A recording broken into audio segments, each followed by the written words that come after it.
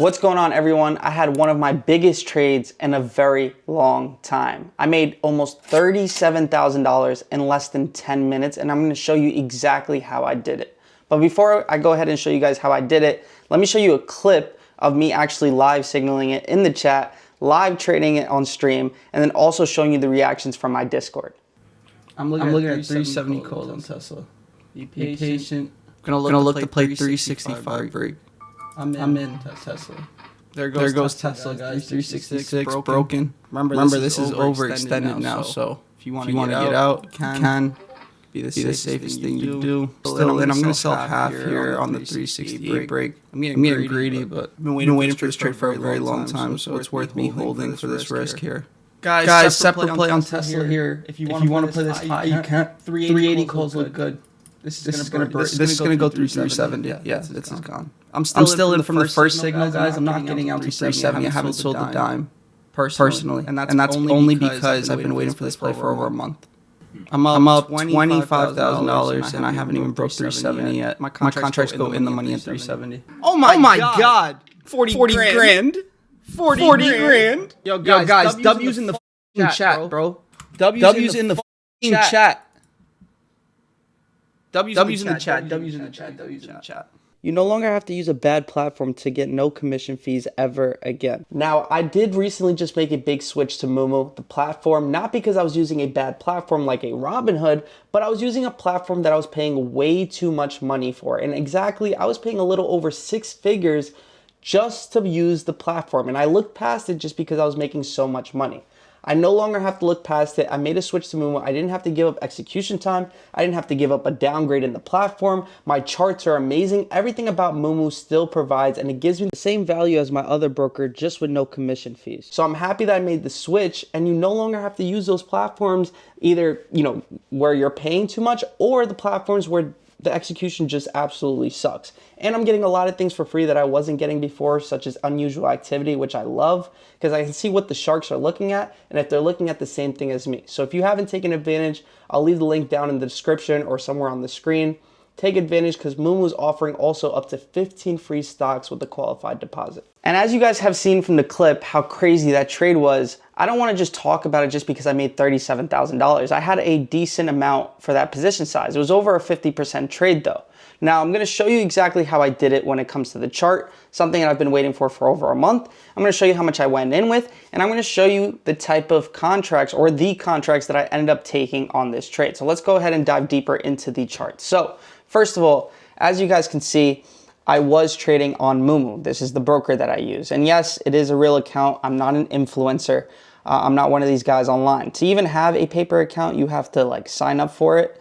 I don't even have one on Moomoo. So haven't played with it, haven't touched it. Just wanted to show you guys because a lot of guys come on YouTube. Actually, 99% of these traders come on YouTube and they cap to you. So I'm going to show you guys how crazy this trade was, but I had to show you that first. So first of all, I ended up making $36,000, $574 in 10 minutes. So this is how much I made, and then I'm going to show you the orders here. So if you go over here, you guys can see my first buy was at 9:31 in the morning, almost 9:32, so 2 minutes into the market. My second buy was a minute later, not even, maybe 30 seconds later. And then these are my sells, the 80 here and then the 80 here, which was at 9:43. So it was about a 10, 11 minute, trade. And a lot of you are going to sit there and say, hey, damn, $36,000 in 11 minutes. How is that possible? Now let's talk about how many contracts I ended up buying. So let's do the math together. So I ended up buying 100 contracts at $420. So that's $42,000. Plus another 40 times 4.430 plus another 20. So all in all, I was in this trade with about $67,800. So I ended up making 36. So obviously over 50% on that trade. Ended up selling half at 675 and half at 640. I actually rushed that sell. I'll talk more about that and why I did it after we go over this trade. So let's go over to the chart and I'll show you exactly what I'm watching. So first of all, how did I find this trade in the first place? Why was I waiting for it and all that good stuff? So I like to chart on the bigger time frames and then work myself down. So as you can see on the 1 year, you don't really see much. You saw that obviously Tesla in the last, month or two has had a nice rally into this 357, and then you just have a whole bunch of candles just in the same place. So there's not much there that I can work with. Now, if I go to the 4 hour, this is where the trade actually developed for me. So this started with the high here on November 12th. So I did not see anything there, but over time, I ended up seeing that we could not get above this 360 level. Recently, we did get above 360. We actually touched 362. That's why I waited for a confirmation at 362 before I even got into this trade.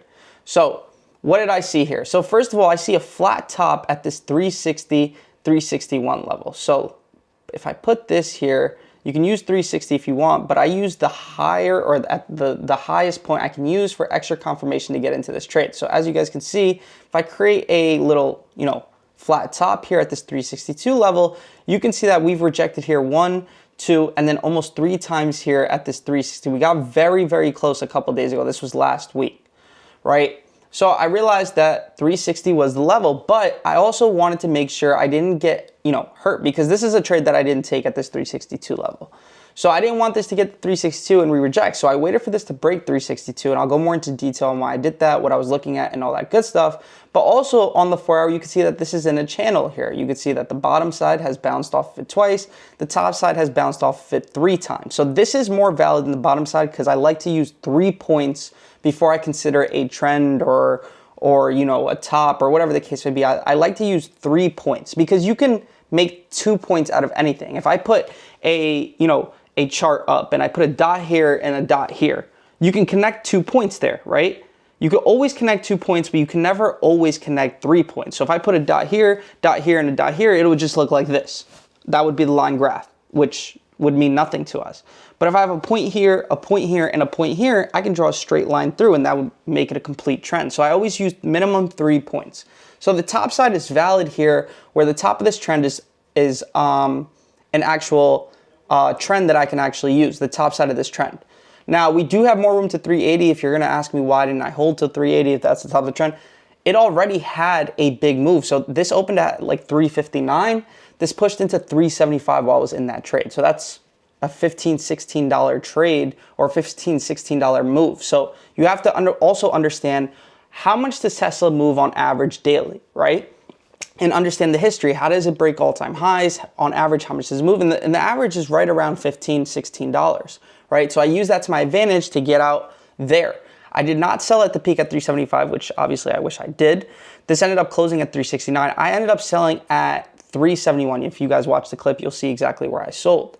Now, how did I get into this trade this morning? So what was I looking at to actually find an entry? So if I go here on the 1 minute, I did not want to take a trade right off the open. That's something that I don't do. If you heard Einstein of Wall Street, he also does not do that. And, he's the pro. He's been on Wall Street for over 40 years now. Pretty much started it. But as you guys can see, the first candle of the day does not just go through 362. It goes through 364 almost right here. Yeah, 363.86. The next candle I was hoping to get a breather. No, right through 365. So what I did was I waited till I got this candle to close, and then I got in before we broke 365. Why did I use 365 as an entry? Well, if we went past my level, which is 362.50, right? That's the original level. I have to find the next psychological or key level. I don't just get in because the momentum, I'm not one of those traders that's going to be sitting there and getting in on every push and every drop. I need to sit there and really find an entry. Now, this entry wasn't even A+ because there was a lot that could go wrong in the first 2 minutes. You have to remember with options, there's implied volatility. Implied volatility is going to be at the highest at the very beginning of the day and then decrease throughout the rest of the day on Thursday, even with this rally, because those contracts expire tomorrow.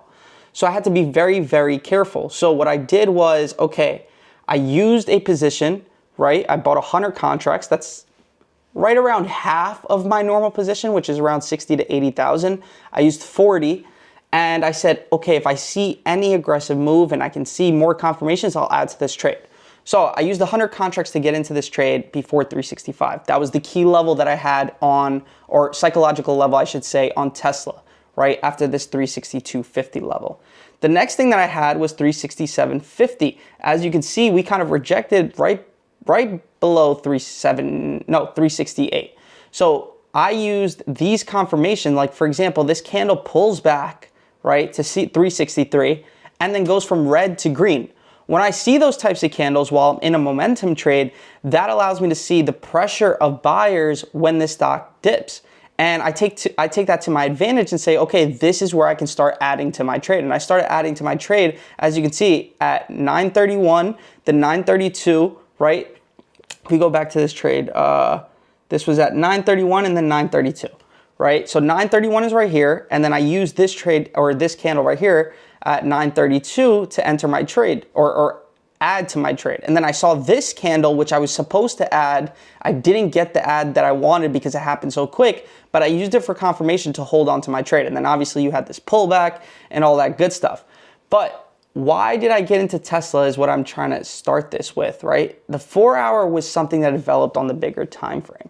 When things develop on a bigger time frame, the moves are often way bigger than you would get on normal scalps. We can find newer highs every day, newer lows. That's not what I'm interested in nowadays. I like the bigger moves so I can take advantage, and tomorrow I can chill for the day. Tomorrow's Friday, right? So the bigger time frame trades, rather than a 5-minute trade, for example, the 4-hour, when this breaks a level that we've been rejecting at, it's gonna break and have a very good move. And the fact that it happened on a Thursday was the best thing possible because I'm getting paid, right? The premium on a Thursday. The contracts are moving almost like a Friday, but I have some protection since they don't expire today, they expire tomorrow on the downside. So I use the 4-hour. I know the 4-hour is gonna give me the big move, right? Because it's on the bigger time frame. So I use 362.50 as the look at level, right? Not the entry level. And then I use the next psychological level, which was 365. Now, where do I go from there, right? You're gonna say, well, how do I know what's coming next? Well, the next psychological level on Tesla is 375.50. Can we get through 375.50? We break through 375.50 and this pulls back to 365. So what I did during that trade is I set my stop loss at the previous psychological level, which is 365. We never broke below, so I had no reason to sell this. We ended up actually bouncing off of that, and we just continued to move higher. And I held through this whole trade into 371. This is where I got out. So if you guys go back to this time frame, I sold at 1030. So I'm sure it's one of these candles right here. Whoa. No, those are the scalps that I took at 943. So 943 is this candle right here. So let me zoom in. With options, a lot of people don't know, if you want to sell market, and a lot of you play with a lot of widespread stocks, I play very tight spread stocks, so it's very easy for me. But for advice for you guys as far as like trying to get the highest fill possible, you always want to sell on the push, in your favor. So if you have puts, you want to sell on the push down. If you have calls, you want to sell on the push higher. So I ended up selling on this candle right here, which looked like a great move. I thought I got it because the next candle was red. Then obviously the next candle after that continued to move higher. But like I said, the target of this was 370. And then I knew the next psychological level there was at 375. And I ended up taking advantage. Obviously I could have squeezed a lot more out of this trade, but I ended up, taking it because I liked, or I was very comfortable with the P&L that I was at and the percentage that I was at. And honestly, the market was the worst market I can have for a day like this. For example, let me show you guys QQQ in the morning. Look at this chop. We had just straight chop fest. So the NASDAQ wasn't giving me any signs of a breakout. So imagine we got a breakout in the market, right? Even if I go to SPY, look at this. Nothing. SPY looked better in the morning. And then obviously you could see these rejections while I'm in the trade. So I'm looking at the overall market. I'm like, this sucks. So the overall market, usually I would tell you I'm comparing it to SPY and the NASDAQ. QQQ or SPY or ES or NQ, I couldn't today. So sometimes you have to take advantage of the trade individually because it's showing its own strength. There's a lot of trades that I could have messed up and taken today. For example, Meta. Thankfully, I didn't end up taking that trade. But let's talk about the contracts I ended up taking. So why did I take the 370 calls rather than, you guys are going to ask, well, Tesla's $10 away. Why would you do something like that? Let me explain. So the stock ended up opening at 360. I got in at 364. My target is 370. Even if, let's say my target was 375, right? I would still be buying the 370 calls. Why am I buying the 370 calls? One, it had the most volume as far as in the contracts this morning versus the 375s or the 380s. 370s picked up the most volume. Why do I pay attention to things like that? Because when things have the most volume, the spreads are often far more tighter. Now, I don't really deal with wide spreads on Tesla anyways, but it's always good to have those because it's very easy to get out that trade if you do not like it or if it pulls back. You can easily get rid of 200 contracts. That's number one. Number two, what I was looking at on Tesla is how much room does this really have? Really, this had room up to 380. We saw it on the bigger time frame. So me having those 370 calls on this breakout isn't much. So I can sell this at 367.50 and collect a crazy premium flip, especially because the stock hasn't been moving. And you have to understand, when a stock isn't moving for a long period of time where it's just sitting in range, IV continuously goes down and down and down. Why is that good? So implied volatility is expected move.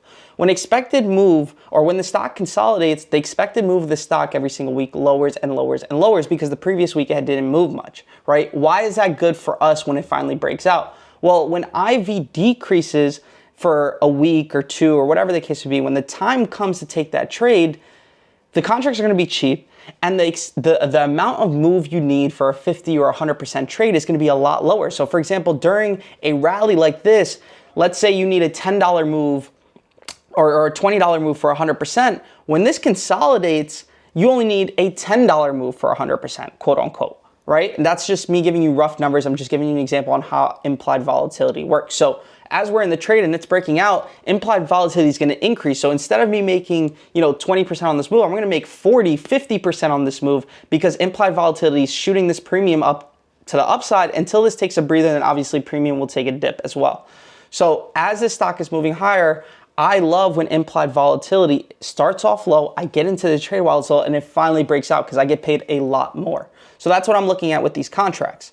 Now, also, why do I choose like specific contracts for Tesla? Well, Tesla normally can move $5, $6 anyways while I'm in a trade.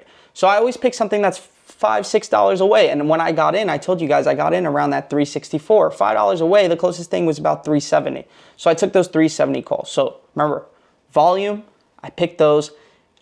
Average move that this happens to have on breakouts, which is around $15, I was safe. And the third thing is, how far do I normally buy contracts on Tesla anyways? And then also understand that these contracts expire tomorrow. So I have to be in and out pretty quickly, especially if this ends up consolidating, because I don't want to be part of the premium drop, right? The IV drop on these contracts, because I'll be up 40% if this consolidates. Now I'm only up like 27%, 28%. I'm going to regret not selling.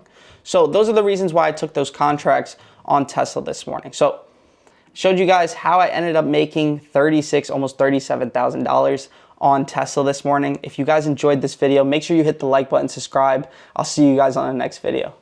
Peace.